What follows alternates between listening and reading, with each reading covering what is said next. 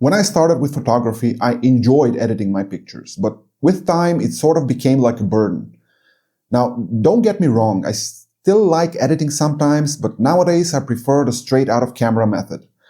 Meaning that I don't edit anything aside from adding grain in post, and that is just a preference, not really impacting the result much, since my camera can actually do that itself. So you don't have to do that, it's just me being me. Now, I just received a brand new look for my camera based on the Portra 160 film stock from this guy. Ross is a photographer that has a YouTube channel where he shares his passion for photography. He has been very active with the Lumix community and has been sharing his in-camera looks for over a year now. I had kind of given up before discovering his channel, and his approach to straight out of camera photography sort of reinvigorated my love for the craft. I think most of his looks are based on pre-existing film stocks, but I'm not sure. There are so many of them. You can check out his channel and website in the description below. I don't know the official term for these in-camera settings, but Ross and some other people call them looks on the Lumix cameras. They are meant to emulate certain film stocks or completely invent new ones by combining LUTs and certain camera settings. Every picture taken today will be with the Portra 160 look from Ross and his JPEGs. I hope you enjoy the ride. Sometimes the only thing stopping us from enjoying the things we love is getting out of our comfort zone. Some people call it being lazy, but I don't think it's just that. It's the fear of sidestepping on our routine. Unpredictable things happen when we do that, and well, it's not something most of us are comfortable with. So today, for the first time in my life, I woke up at 6 a.m. voluntarily.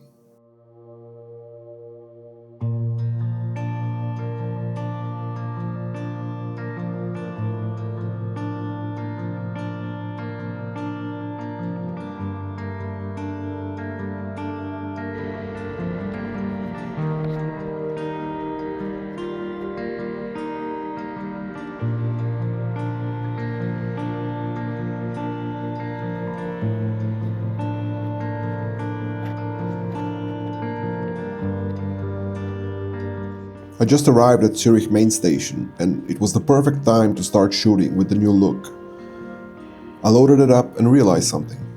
The white balance is set for daylight, and I'm 100 meters beneath the ground. Daylight doesn't live here, it never has, but it gave me a very pleasant result. My very first picture with the Portra 160.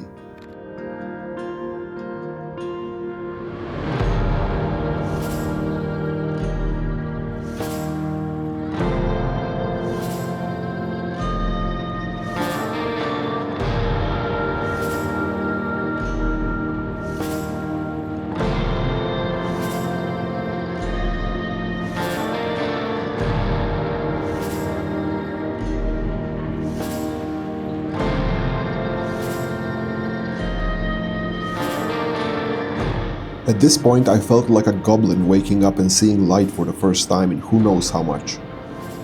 I still needed to figure out how and what to shoot, but this next shot came as a surprise, a pleasant one. I like this picture.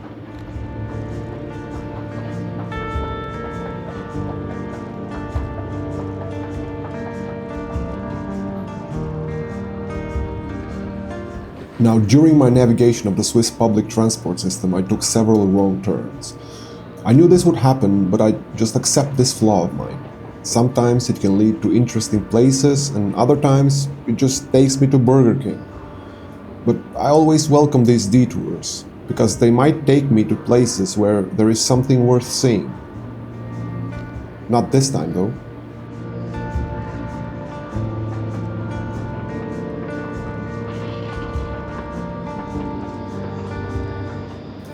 Wrong train. Time to go back.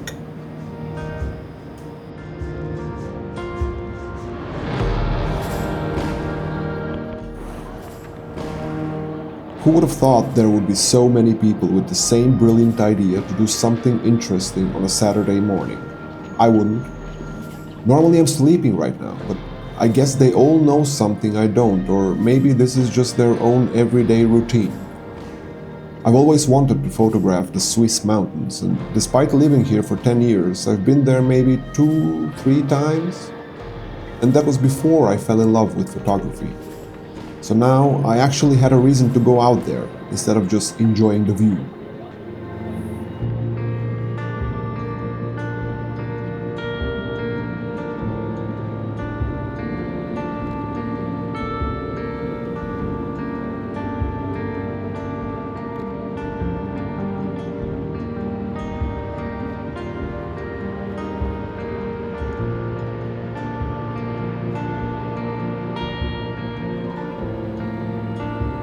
I had a feeling I could do better with this shot.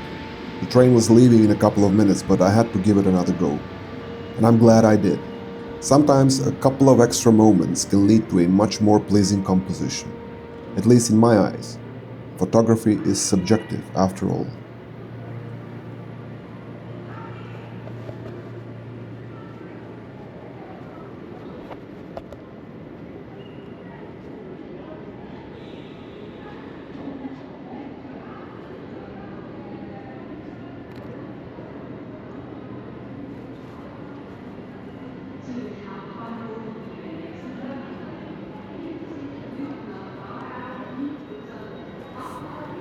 The train was about to depart, and this leg of the trip was the longest one. I hope there won't be many people inside. Thankfully, this is where the train line starts, so most seats were empty and I could take my pick at a window seat. It will also give me the opportunity to take some pictures on the way to Art Goldau, my next destination.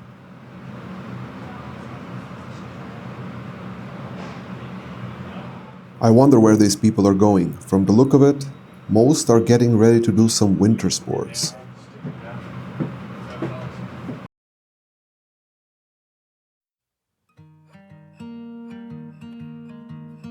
Taking pictures from a moving train can be a little challenging, especially when it comes to composition, but I like these. The fog was also quite strong this morning. We are still in the gray zone of Switzerland.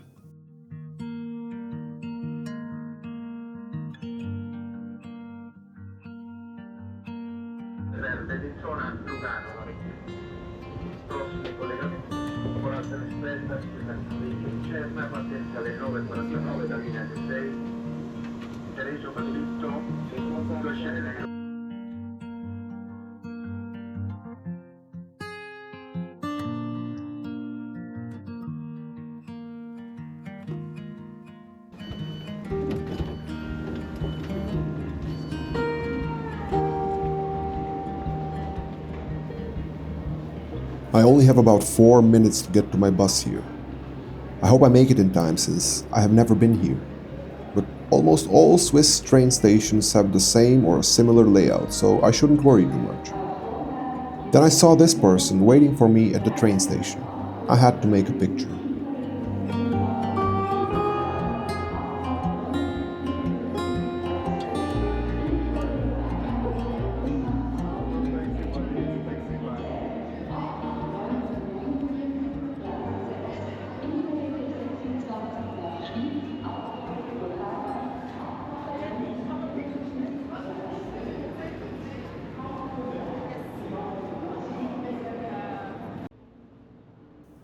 So I'm now in the wrong bus. I actually managed to do that somehow. But I'm not too worried. I will just get off at the next stop, and it gave me something interesting to photograph.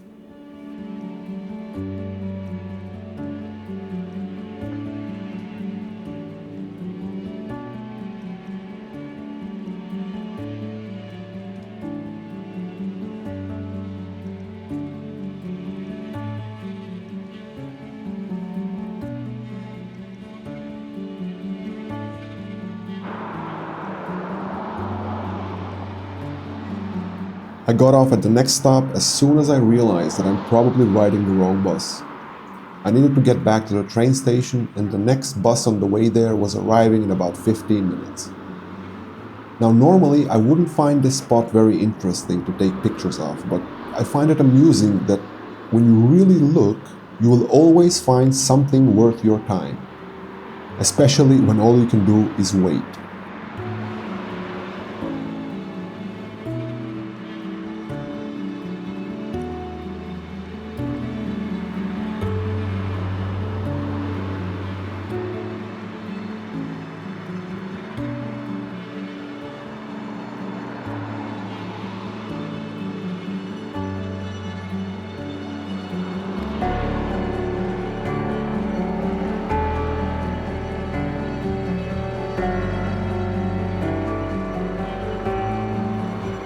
I wonder how this place looks like in summer. I might just have to come back here again.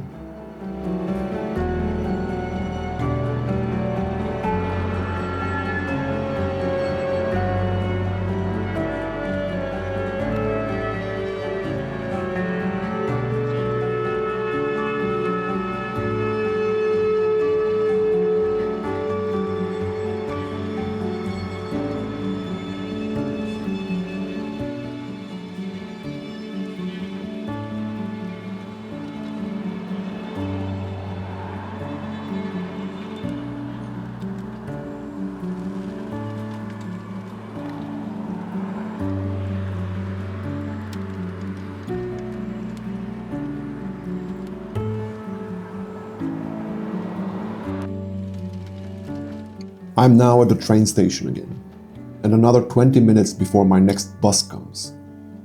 This time, hopefully the right one. Just another opportunity to take some pictures. That's the whole point of this trip, isn't it?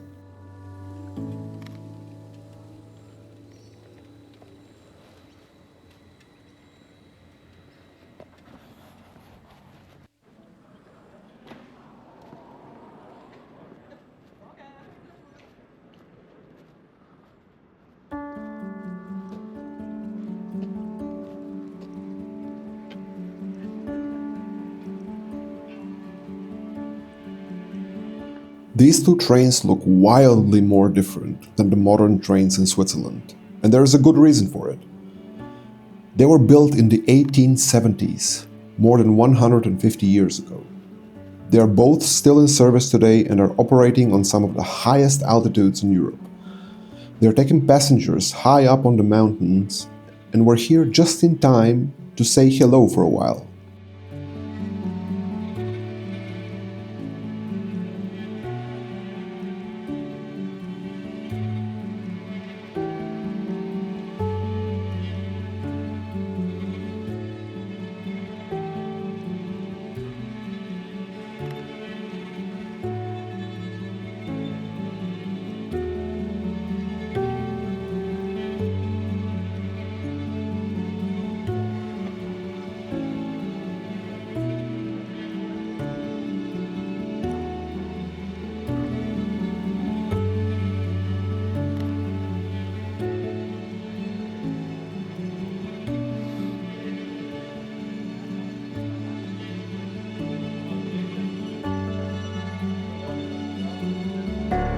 I'm not just looking at trains here, I'm looking at history.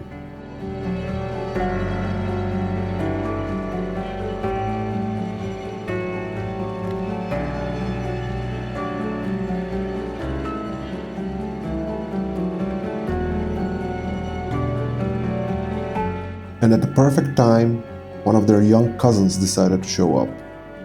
Faster, slimmer, more efficient, but with just a fraction of the experience these two old-timers have.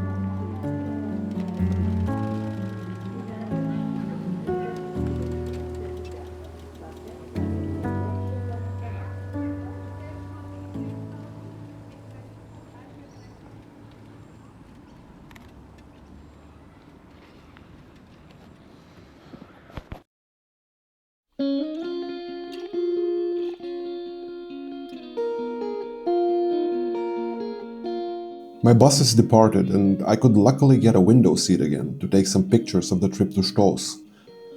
It was challenging taking pictures from a moving train, but a moving bus is on a whole different level. Still, I accepted this challenge and I like what came out as a result. The fog was still very strong at most places, but I think it gave the pictures a bit more, I don't know, something that normally isn't there. Still trying to figure this one out.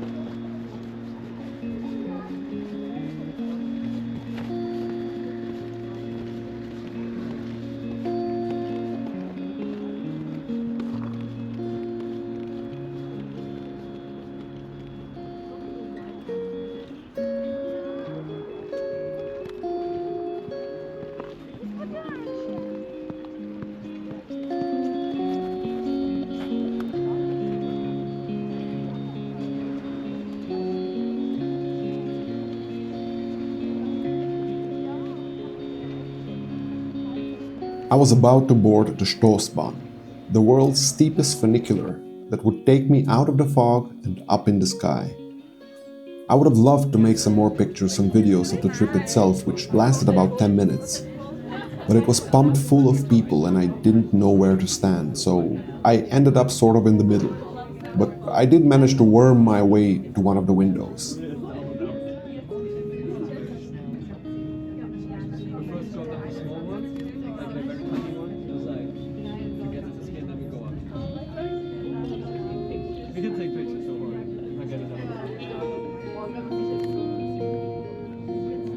It's going to be a full day today. Many people here. After about 4 hours of trial and error, I was finally up in the mountains.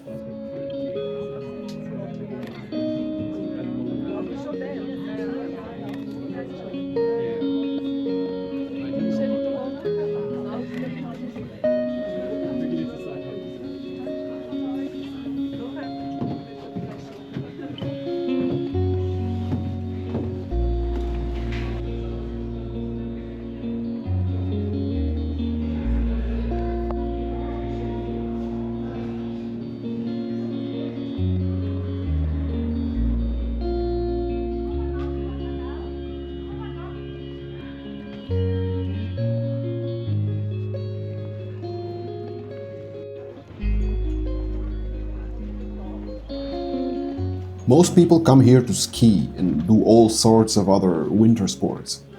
I wasn't and never was interested in any of that. Maybe I will someday, but today I had a different goal. I came for photography. I've never been to a ski resort before. There were lines and all sorts of different lanes for different kinds of human traffic. I had a feeling I needed to read a manual first before coming. But I was already here and there was no going back. I had to wing it and see what others were doing. And hopefully not eat a snowboard for lunch.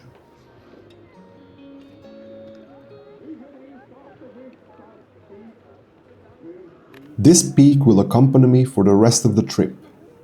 I'm glad it's there. I'm gonna start now. This place is like a photography amusement park. You can just point your camera in any direction and a nice picture will pop out.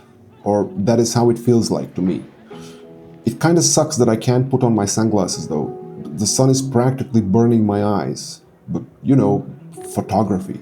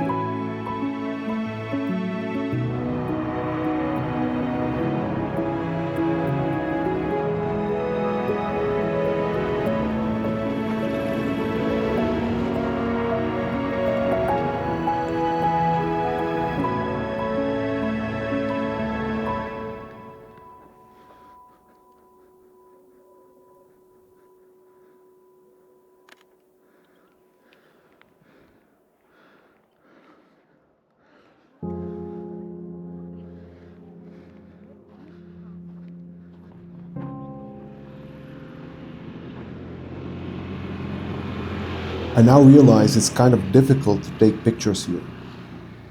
Back down when I was waiting at the bus stop in the middle of nowhere, I had to look really hard for interesting subjects to photograph. Here I am overwhelmed. I feel I'm missing out if I don't click the shutter button every 2 seconds.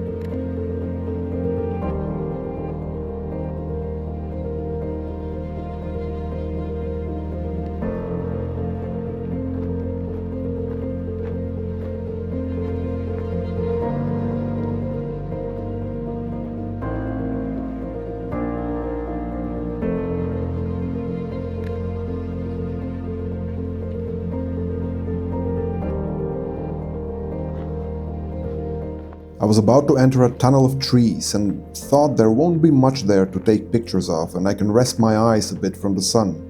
Well, I was wrong about not having anything to photograph, but I did rest my eyes a bit.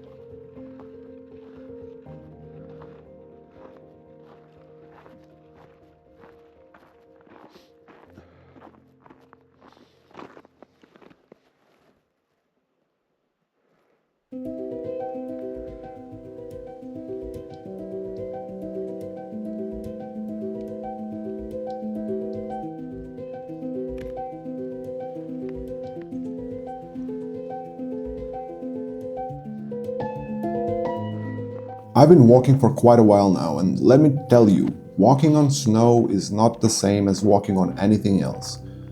It gassed me much quicker than any other surface I've been walking on. Maybe sand, but falling on sand must feel much nicer.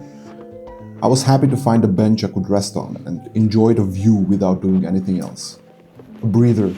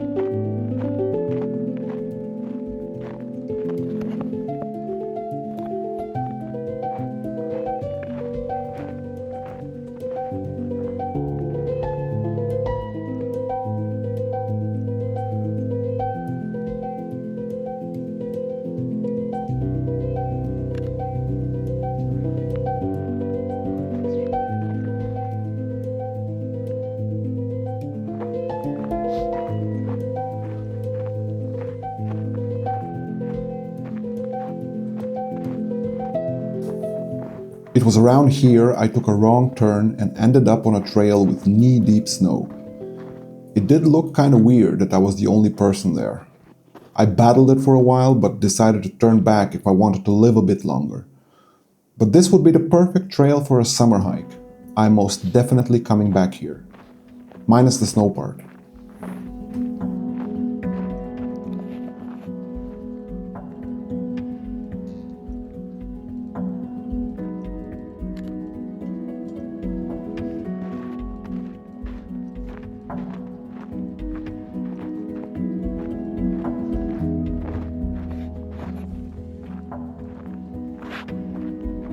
I also took a little detour here, not as dangerous as the first one, to see what's up on this hill. It was the only hill not covered in snow. I wonder what's going on here.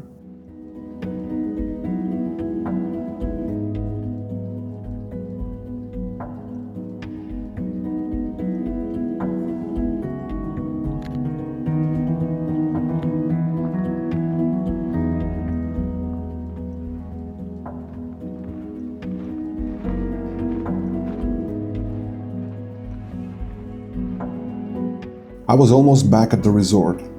I needed another breather after trekking all the way back here. I was racing the sun actually, and was a bit late, because there was a reason I chose this place. Soon I will get there, but first I need to sit down and collect my thoughts.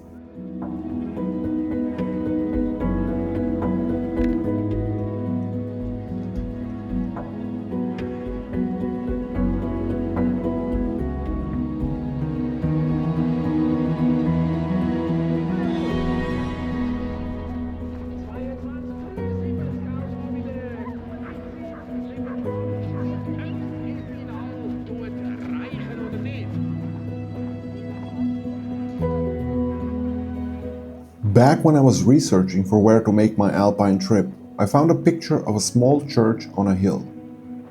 It was actually here in Stoos. The moment I saw it, I knew I had to come and take pictures of it. The original chapel on this site dates back to the early 18th century and served the local alpine farmers and herders who summered on the Stoos pastures. That early chapel was later replaced. The current building was consecrated in 1932 after the earlier structure either deteriorated or was destroyed. Once again, it was a piece of history that I just had to photograph.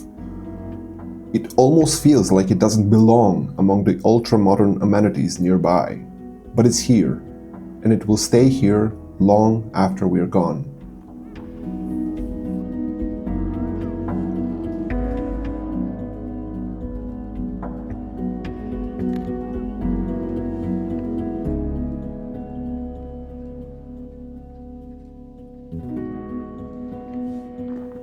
I think I missed my window. The sun was already half behind the mountains. My hands were getting colder by the second and the snow was becoming slippery. But I needed to do what I came here to do. After this, I could go home no longer thirsty.